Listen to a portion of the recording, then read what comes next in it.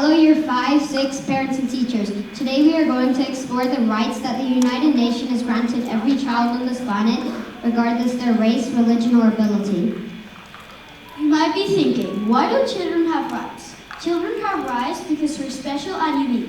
We need protection, care, and a chance to grow up safe and happy. These rights help make sure that all the children around the world are treated fairly. The United Nations, or the UN, is a group of countries that work together to make the world a better place. One important thing they did was to create a special list of rights for children just like us.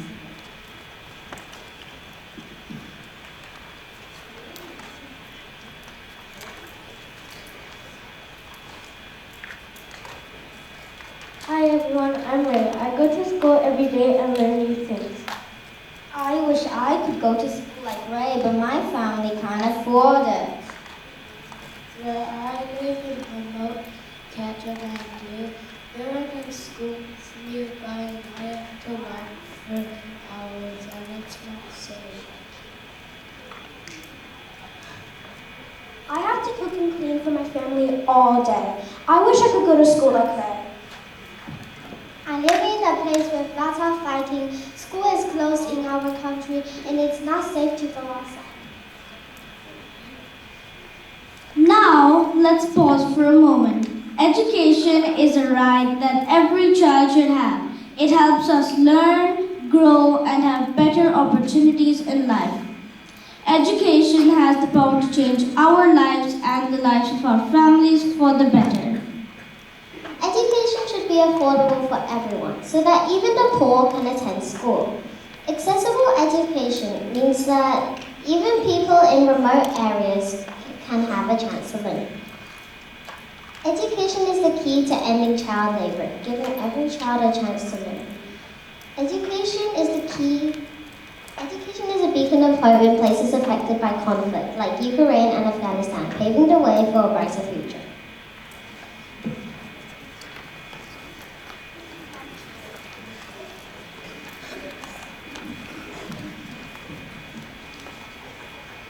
Hi everyone, my name is Charlotte and I go to Dover Court School every day and feel safe. My teachers and friends are kind. I'm very lucky. At my school, I feel sad and unsafe because I get bullied. At my school, there are fights and violence. It's very scary. Some kids at my school make fun of me because I'm different. I don't feel safe being myself. Let's pause for a moment. The right to be safe in school means that every child should be protected from harm, bullying, and discrimination while they're learning. Being safe in school helps children succeed and be their best selves.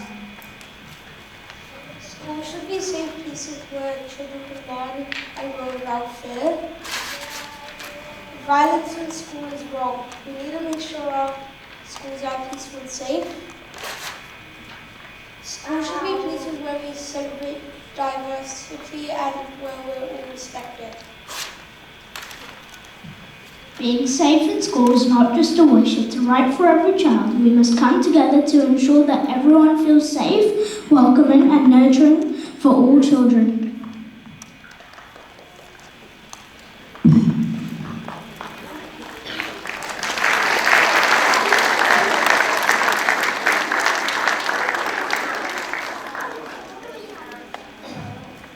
Stella, Aiden, Sasha, and Louie come from different parts of the world and has different play experiences.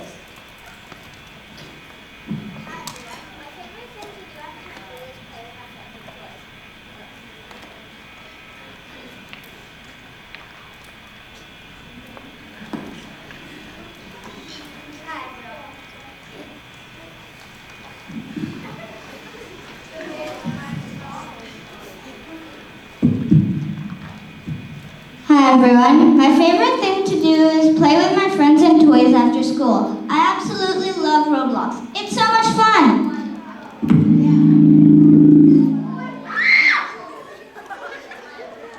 Me too, I have so many games and toys at home. I also love drawing. I'm never bored. Aiden's neighborhood has a beautiful park where he can run and play. I love to play football. I love to go to East Coast Park to play football with my friends from my condo. It's great. I live in a rural village and we don't have park where we live. My parents don't have enough money to get me toys.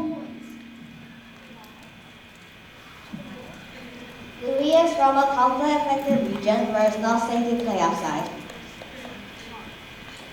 Since the war broke out, I haven't been able to go outside and play with my friends. My parents are worried that I'll get hurt. It's so frustrating when all I want to do is play football like you. Although we are very lucky in Singapore, we need to remember that not all children are as lucky as us. For example, Sasha, who doesn't have access to play space, and some like Louis, who live in war-torn countries and it is not safe to play outside. The right to play is important for all kids. It's not just about toys and games. It's about having fun, learning, and making friends. But when kids like Sasha and Louis don't have the same opportunity to play, it's not fair.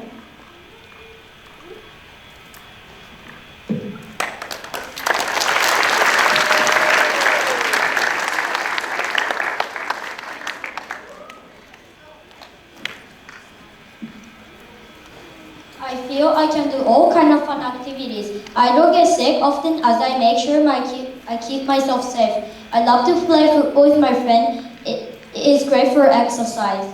It helps my muscle brain strengthen. Because Akara has access to clean water and nutritious food, he is able to play sports and play with his friends. He lives in a clean house and stays safe. In my town, we have clean water and healthy food at home. My parents make sure I have plenty of vegetables and delicious meals. It keeps us strong. Having clean water is not possible for all children around the world. Some children have to walk kilometers to get clean water. Having clean water should be an important right that we should all have. I'm lucky, as if I get sick, my mum takes me to see a doctor, and that makes me feel safe. I can get medicine to help me recover quickly.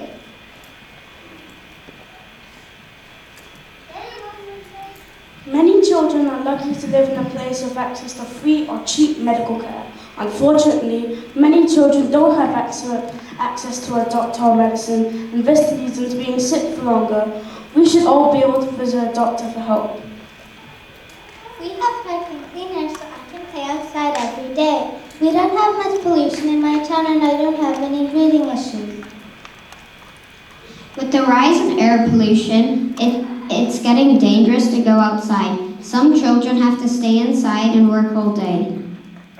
Oh, you're lucky. In my village, sometimes we don't have enough food and the water isn't clean so we get sick. We try to grow our own food and keep animals, but this often isn't enough to keep me full all day. The water I drink is often dirty and unsafe.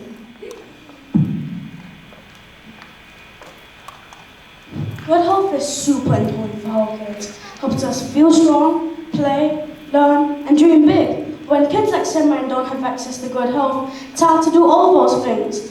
When you're sick or tired, it's tough to learn and have fun.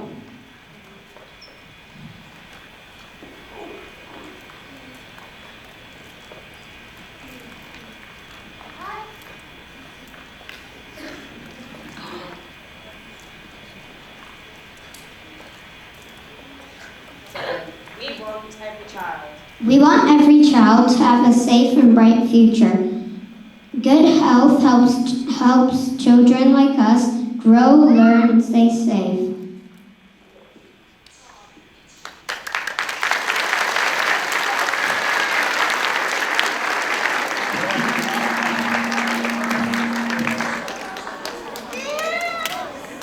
I'm Greta Thunberg, and I've been trying to raise awareness about climate change. When I was 15, I stood outside the parliament every day to try to get the government to take stronger action against climate change. This inspired a movement where thousands of children stood up to help shape our future. I believe we all have the right to express our concerns about the environment. Yo, why should we bother about all this climate stuff? Why should we listen to you, Greta? Aren't there scientists out there who can figure it out? Greta, I'm interested in helping out, but I don't know where to start. What can a kid like me do? Dylan, I understand your skepticism, but scientists have been warning us about climate change for years. This is not thinking of effective, so when I'm young, I hope to make people listen and take action before it's too late. Greta's right. Freedom of expression lets us voice our concerns and ideas for a better future. It's a fundamental right which helps us protect the environment and address any other important issues. Freedom of expression gives young voices like Greta's platform to advocate for critical issues like climate change. Children around the world have raised awareness and helped make a difference in social justice, inequality, and sustainability.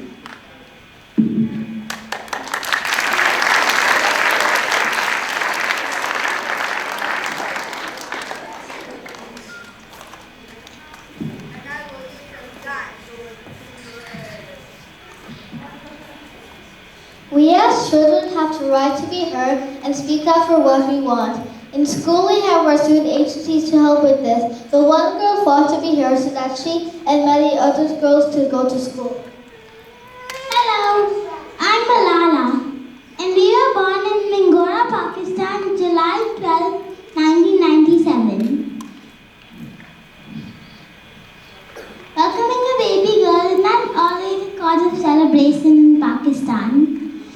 But my father, Ziauddin Yousafzai, was determined to give me every opportunity a boy would have. Malala's father was a teacher and ran a girls' school in their village. But everything changed when the Taliban took control of their town in Swat Valley.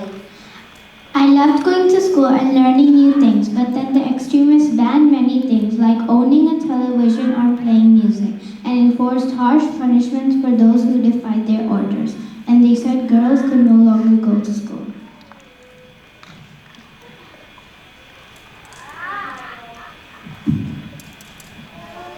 In January 2008, all girls' schools were closed and Malala had to say goodbye to her friends and teachers.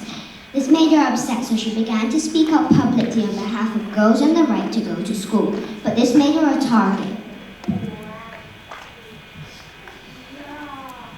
On October 2012, on my way home from school, a masked gunman boarded my school bus and asked, "Who is Malala?" He shot me on the left side of my head. She woke up 10 days later in a hospital in Birmingham, England. The doctors and nurses told her about the attack and that people around the world were praying for her recovery. After months of recovery, it was then I knew I had a choice. I could live a quiet life, or I could make the most of this new life I had been given. I was determined to continue my fight until every girl could go to school.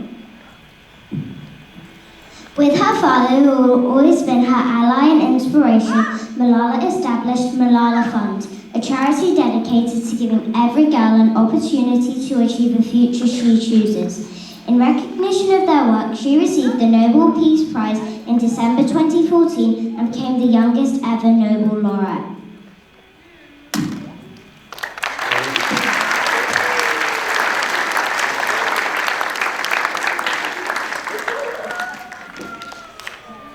So today we have learned about the rights to education, playing, and the right to be heard. But these are only a few of all of the 54 rights of the child. We can protect our rights by knowing what they are and telling adults if they're not respected. Teachers, parents, and other grown-ups can help us. Remember, we are not just children. We are the future of the world. By understanding and standing up for our rights, we can make the world a better place for everyone.